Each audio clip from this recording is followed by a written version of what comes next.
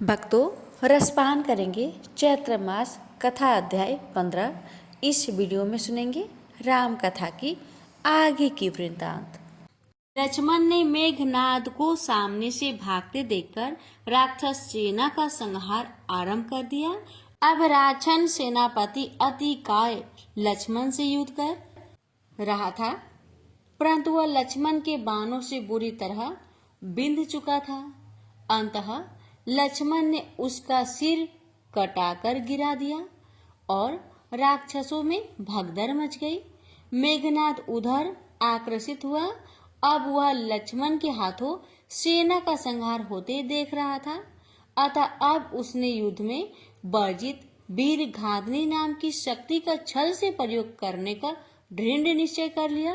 कठोर तपस्या से प्राप्त वह शक्ति अमोघ थी और उसका प्रयोग उसे केवल तब करने की अनुमति थी जब उसके अपने प्राणों पर बन आई हो।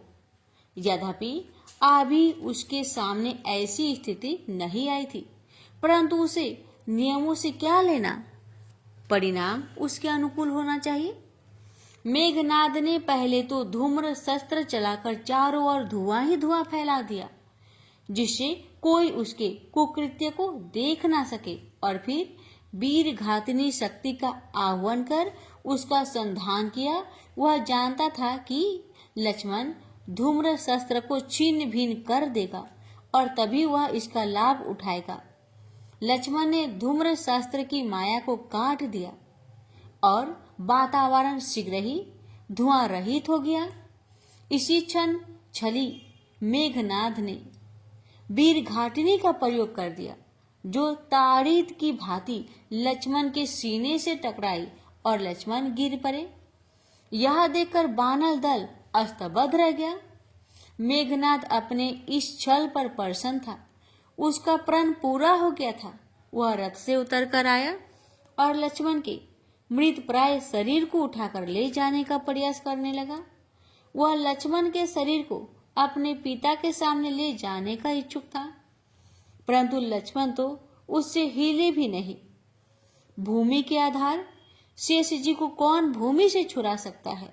उस पर भी मेघनाद जैसा कुटिल राक्षस, उसके 1000 योद्धा मिलकर भी ऐसा नहीं कर सके। वह खींच कर वहां से चला गया। लक्ष्मण प्राण विहीन से रणभूमि में पड़े थे। हनुमान ने यह सुना तो सन्न रह गए और दौड़कर उनके पास आ गए। हनुमान व्याकुल हो गए। ऐसी अनहोनी कैसे हो गई। उन्होंने लक्ष्मण को भुजाओं में उठा लिया और व्यथित होते हुए शिविर में ले गए। प्रभु श्री राम के सामने जाकर उन्होंने लक्ष्मण को लेटा दिया और स्वयं रोने लगे। श्री राम व्याकुल हो उठे और लक्ष्मण से लिपट गए। अनुज, लक्ष्मण भैया, तुम्हें क्या हो गया? तुम इस प्रकार संज्ञा शून्य होकर भूमि पर क्यों लेटे हो? अपने भाई को अपना मधुर स्वर सुनाओ भैया। लक्ष्मण कुछ नहीं बोले तो प्रभु रोने लगे। हे हनुमान, प्रिय लक्ष्मण को क्या हुआ? तुम्हारे होते हुए भी लक्ष्मण की ऐसी दशा कैसे हो गई? कोई तो मुझको कुछ बताओ। विभीषण ने प्रभु को बताया, हे प्रभु, यह तो वीरघातिनी शक्ति का प्रहार है। हनुमान, क्या लक्ष्मण जी ने मेघनाद को इतना पीड़ित कर दिया था कि उसके प्राण संकट में आ गए थे? यह अमोघ शक्ति है, परंतु इसका प्रयोग तो विरुद्ध परिस्थिति में ही किया जा सकता है।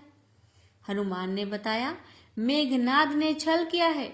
वह लक्ष्मण जी के सामने से भाग गया था और मुझसे युद्ध कर रहा था। विभीषण समझ गए थे कि उस दुष्ट ने कुटिलता की है। बोले, प्रभु, उसने शक्ति प्रयोग का नियम भंग किया है, अतः उसे इसका वैसा फल न मिलेगा जिस इच्छा से उसने इसे चलाया था। लंका में सुसेन नाम का वैद्य है, जो यदि उपचार करे तो आशा है कि लक्ष्मण जी के प्राण बच जाए। श्री राम ने व्याकुल होकर हनुमान की ओर देखा। लंका से वैद्य को लाना विकट काम है। रावण का वैद्य रावण के शत्रु का उपचार क्यों करने लगा? असंभव सा कार्य लगता है। हनुमान ही असंभव को संभव बना सकते हैं।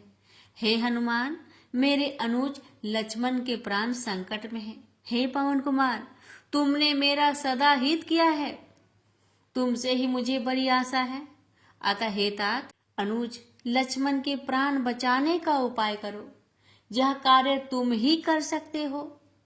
हनुमान तो आदेश का तत्क्षण पालन करने के लिए उद्धत हो गए। प्रभु की आज्ञा उनके लिए परमादेश है। उनका तो जन्म ही रघुवीर की सेवा के लिए हुआ है। उस पर भी प्रभु का विश्वास ऐसा उत्साहित करता था कि हृदय उल्लासित हो जाता था। अंधेरा हो गया था और हनुमान लंका की ओर बढ़े जा रहे थे। इन दिनों लंका की बड़ा सुरक्षा बढ़ा दी गई थी, परंतु हनुमान के लिए वह कोई बाधा न थी। समूची लंका प्रकाशवान थी, वहां उत्सव हो रहे थे। मेघनाद ने आधा युद्ध को जीत लिया था। गुप्तचरों ने रावण को बताया था कि राम दल में उदासी फैली हुई है और राम रो रहा था। रावण को इससे अधिक प्रसन्नता किस बात से हो सकती थी कि शत्रु रो रहा था। इसलिए उसने विजय उत्सव मनाया। राक्षसों के उत्सव में मदिरा पान की अनिश्चित छूट मिलती है और राक्षस निश्चित हो जाते हैं। हनुमान को लंका प्रवेश में कोई बाधा ना हुई और वे सुसेन वैद्य के घर पहुंच गए। विभीषण ने उसके घर की पहचान ठीक तरह से बताई थी। हनुमान ने देखा कि वैद्य अपने दवाखाने में सो रहा था, तो उन्होंने उसे पलंग सहित उठा लिया और उसी दशा में लंका से ले आए। विभीषण ने उसे जगाया तो वह हड़बड़ाकर उठा और अपने चारों ओर देखने लगा कि अपने घर से वह कहाँ आ गया था। सुसेन वैद्य ने विभीषण को देखा और प्रणाम किया। महाराज विभीषण को देखकर वह जान गया था कि वह कहाँ आ गया है। उसने श्री रामचंद्र को प्रणाम किया तो प्रभु ने उसे आशीर्वाद दिया। श्री राम ने उससे विनय की, हे वैद्यराज, आज के धर्म युद्ध में रावण के पुत्र मेघनाद ने छल करके अमोघ शक्ति चलाकर मेरे अनुज को संज्ञा सुन कर दिया है। महाराज विभीषण ने आपके विषय में बताया था। हे सबका रोग निदान करने वाले, यदि आपको किसी भी प्रकार अपना अहित लगे तो मैं कदापि आपसे आपकी इच्छा के विरुद्ध सहायता नहीं लूंगा, परंतु यदि आप अपने वैदिक कर्म के कर्तव्य को समझते हैं तो अनुज लक्ष्मण का उपचार करके मुझे अपना ऋणी बनाए। सुसेन वृद्ध, अनुभवी और अपना कर्तव्य जानने वाला वैद्य था। वैदिक कर्म में शत्रु मित्र नहीं होता। वैद्य किसी राज्य और सीमा से बंधा नहीं होता। वैद्य तो जीव रोग हरने वाला होता है। उस पर भी वह श्री रामचंद्र जी की सेवा में है।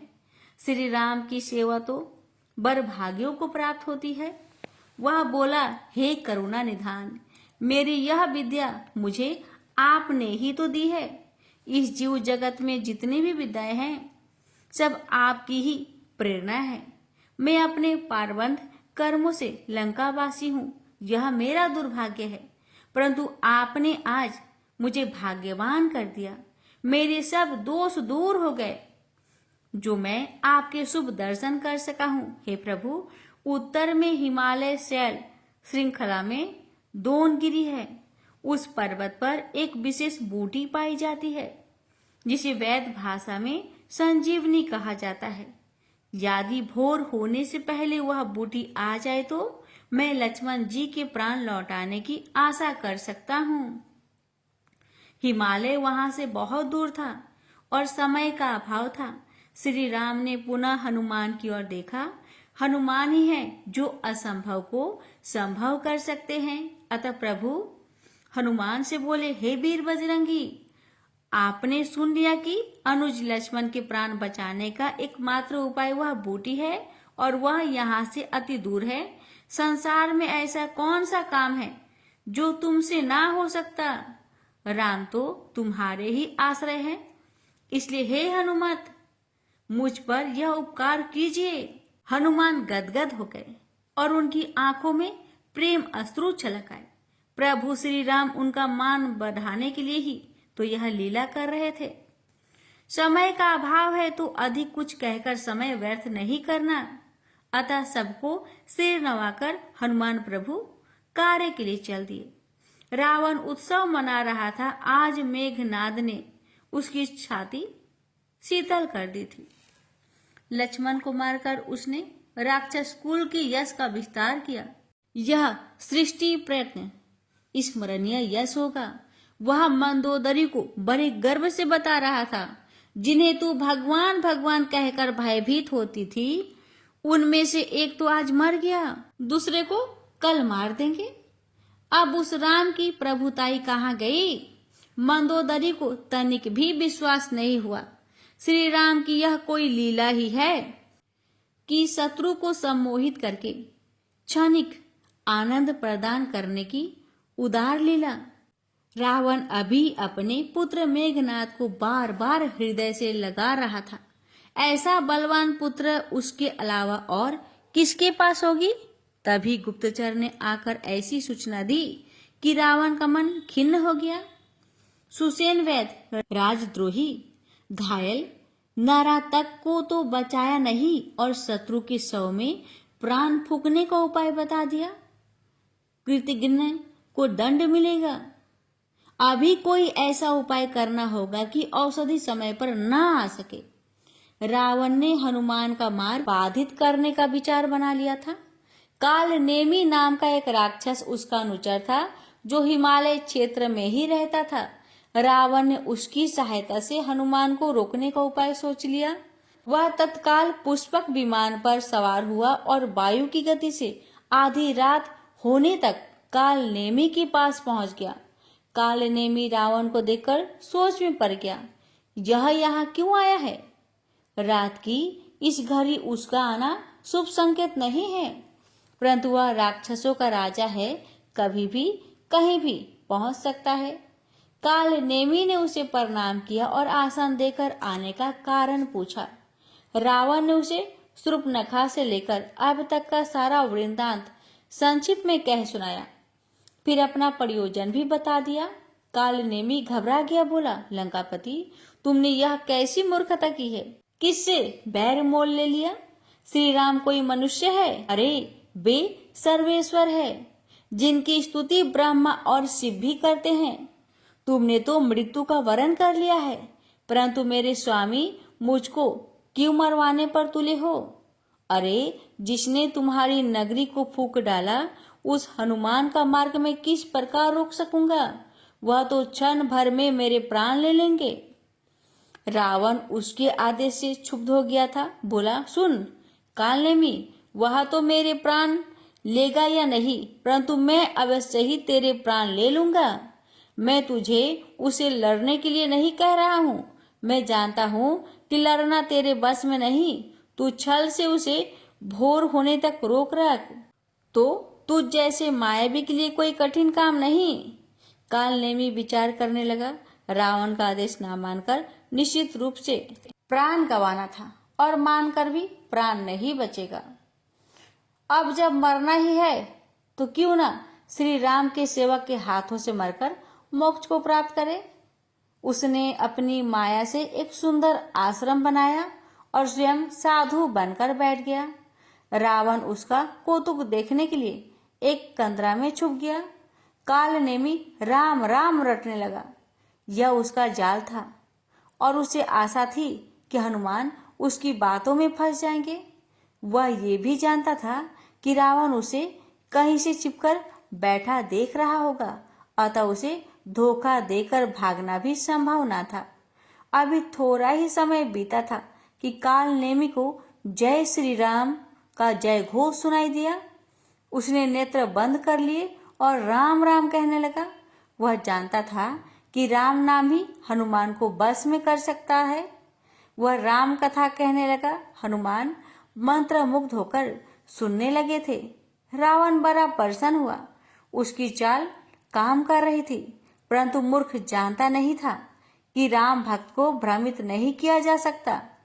कालनेमी को भी प्रभु प्रेरणा हुई और वह स्वयं सम्मोहित हो गया। उसकी जीवा से शब्द नहीं निकल पा रहे थे। हनुमान सचेत हुए, अरे उन्हें तो प्रभु कार्य करना था।